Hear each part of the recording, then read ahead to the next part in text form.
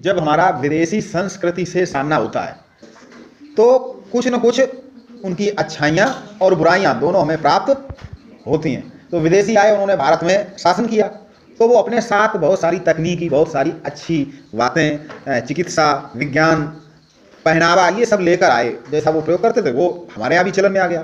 तो सबसे पहले हम बात करेंगे पारस्परिक आदान प्रदान, क्या क्या उन्होंने हमसे सीखा और हमने उनसे क्या सीखा। उससे पहले जैसे कि आज हम समोसा खाते हैं, लेकिन ये भारत में पहले समोसा नहीं बनता था, ये बाहर से आया। तो ऐसी बहुत सी चीज़ें हैं, बहुत सी मिठाइयाँ हैं, बहुत से खाने की चीज़ें हैं जो शायद भारत में पहले नहीं बनती थी, लोग उनके बारे में नहीं जानते थे। फिर उनके आने से संपर्क हुआ तो हमने उनसे सीखा। तकनीकी में क्या हुआ कि भारतीयों ने हिंद यूनानी व कुषाणों से सोना व चांदी को पिघलाकर सिक्के बनाने का नया तरीका सीखा।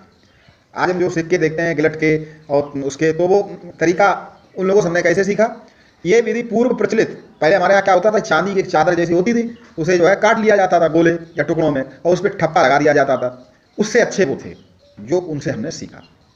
इन सिक्कों में राजाओं के चित्र व लिपि, बहुत, इसका अर्थ ये नहीं हम कुछ जानते नहीं थे, हमारे पास भी बहुत सी चीज़ों में हम उनसे आगे थे, बहुत सी अच्छी चीज़, लेकिन ये सिक्के बनाना हमने उनसे सीखा। और सिक्कों में राजाओं के चित्र व लिपि बहुत ही सुंदर व स्पष्ट थी। तो देखिए यहाँ पर एक चित्र भी है, चांदी से निर्मित यूनानी सिक्का, कुषाणकालीन सोने का सिक्का। उसके साथ साथ पहनावा, पहले हमारे देश में एक कपड़ा ही वही नीचे लपेट लिया जाता था, वही ओढ़ लिया जाता था, कपड़ा सिलने का भी कोई विशेष प्रचलन नहीं था, या था तो राजाओं महाराजाओं में था। तो उनसे हमने क्या सीखा, पगड़ी बांधना, सकवा कुषाण पगड़ी, कुर्ती, पाजामा, लंबे जूते व भारी लंबे कोट, जिसे हम लोग शेरवानी कहते हैं, वो हमने उनसे सीखा। पहले हमारे यहाँ शेरवानी लोग नहीं पहनते थे। उसके साथ ही व्यापार, पहनावा में हुआ। व्यापार में क्या हुआ कि जब वो लोग हमारे यहाँ आए, मध्य एशिया व रोमन साम्राज्य से संपर्क हुआ तो भारी मात्रा में सोना में मिला, उनसे सोना प्राप्त हुआ, सोने की तकनीक ले गया, सोने की खनन की, ये सब। कांच के बने बर्तन, पहले हमारे यहाँ कांच के बने बर्तन नहीं होते, तो हमने उनसे सीखा। इस काल में नगरीकरण मतलब शहर बड़े बड़े बसने लगे। ये तो आपके मौर्यकालीन में यही बसने लगे थे, लेकिन अब और जैसे कनिष्क ने तक्षशिला पुरुषपुर नगर का सुंदरीकरण कराया, शहर का सुंदरीकरण। कश्मीर में कनिष्कपुर नगर बसाया, जिसे आज कांजीपुर कहते हैं। कुषाणों ने चीन से मध्य एशिया होते हुए रोमन साम्राज्य को जाने वाले प्रख्यात रेशम मार्ग पर नियंत्रण कर लिया। अभी हम नक्शे में देखेंगे, ये था रेशम मार्ग, किताब में हम लोगों को देख सकते हैं रेशम मार्ग। तो ये चीन से होता हुआ जाता था रोमन साम्राज्य तक, ठीक है। उस पर कुषाण ने कब्जा कर लिया, और कब्जा कर लिया तो उससे क्या हुआ, हमारे देश को व्यापार में बहुत लाभ हुआ। विज्ञान और प्रौद्योगिकी की बात करें, विज्ञान और प्रौद्योगिकी की बात करें तो हिंद यूनानियों के संपर्क से खगोल एवं ज्योतिष शास्त्र, खगोल मतलब आसमान की बातें, ज्योतिष शास्त्र में प्रगति हुई। सप्ताह में हर दिन को सूर्य, चंद्रमा एवं अन्य ग्रहों के नाम से पुकारते, जैसे सोमवार, मंगलवार, ये हम लोगों ने उनके आने के बाद संपर्क से सीखा। ग्रहों के नाम पे हमने अपने दिनों के नाम रख दिए। संडे को हमने रविवार कर दिया, सूरज का दिन। और हमने यूनानियों से सीखा यूनानी औषध पद्धति, बीमारी का इलाज। ये यूनानियों से हमने क्या सीखा, कनिष्क के समय में चरक नामक चिकित्सक हुए, चरक बहुत बड़े चिकित्सक हुए।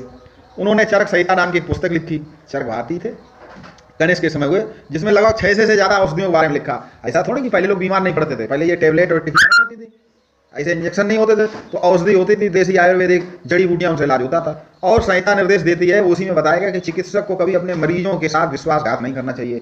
डॉक्टर को कभी मरीज के साथ विश्वासघात में जाए, ऐसी दवा दे दे जो और बीमार हुई, फिर जो और दिन इलाज करे, फिर हम इससे और ज़्यादा पैसा ऐंठेंगे, ऐसा डॉक्टर नहीं सोचता है, ना ही सोचना चाहिए। मतलब डॉक्टर को हमेशा अपने मरीज को ठीक करने का ही प्रयास करना चाहिए, विश्वासघात नहीं करना चाहिए। और अभी हम लोग अखबारों में उसमें पढ़ते हैं कि वो जो है झूठ मूठ का ऑपरेशन कर देते हैं, कभी कोई दवा लिख देते हैं महंगी, तो वहाँ से कमीशन ले लेते हैं, कमीशन खोरी होती है। तो ऐसा नहीं करना चाहिए। चिकित्सक को, डॉक्टर को भगवान का दर्जा दिया गया, शिक्षक को, गुरु को भगवान का दर्जा दिया गया। तो गुरु और डॉक्टर को कभी भी, गुरु को अपने विद्यार्थियों के साथ और डॉक्टर को अपने चिकित्सक बीमार मरीजों के साथ विश्वासघात नहीं करना चाहिए। गुरु जी भी ये ना कि अभी इसको पैसा ले लें, अभी इसको ना पढ़ा कीजिए, और दिन हमसे पढ़ेगा फिर और पैसा मिलेगा, ऐसा कभी नहीं सोचना चाहिए। ये सब बातें हैं जो कभी उसमें लिखा चरक संहिता, विश्वासघात नहीं करना चाहिए। मूर्ति कला, कुषाण काल की कला के दो प्रमुख केंद्र मथुरा एवं गांधार थे। माना जाता है कि बुद्ध की प्रतिमा की कल्पना एवं निर्माण सर्वप्रथम गांधार मूर्ति शैली के मूर्तिकार बुद्ध हुए थे। कब? बहुत पहले, मौर्य काल से भी पहले बुद्ध हुए, लगभग उसी समय। और उनकी मूर्ति अब बनाई गई, ठीक है। इन मूर्तियों में बुद्ध को आध्यात्मिक मुद्रा एवं लहराते बालों के साथ सिर पर जटा एवं वाघ को दिखाया गया। तो देखिए मूर्तियां भी होती हैं, वो भी एक शैली होती है। दक्षिण भारत में जाएंगे तो आपको अलग तरह से मूर्तियां मिलेंगी बनी हुई, हमारे यहाँ मंदिर की मूर्तियों की बनावट अलग तरह से, तो ये शैली होती है। मथुरा मूर्ति शैली के मूर्तिकारों द्वारा निर्मित बुद्ध की पद्मासन में बैठी मूर्ति प्राप्त हुई है। राज व्यवस्था क्या थी? राजा में देवत्व की भावना की प्रणाली शकों एवं कुषाणों से प्राप्त हुई कि राजा जो है भगवान का भेजा हुआ, या कहें राजा देवता के समान, या कहें भगवान का प्रतिनिधि, ये सब सहानुशाही की अवधारणा कुशाणों की देन है। और उन्होंने भारत से क्या सीखा? तो उन्होंने भारत में आकर यहाँ की संस्कृत को आत्मसात किया, यहाँ के धर्म एवं संस्कृत से वे अत्यधिक प्रभावित हुए। भारत में विदेशी प्रभाव से मिली जुली संस्कृत का विकास हुआ।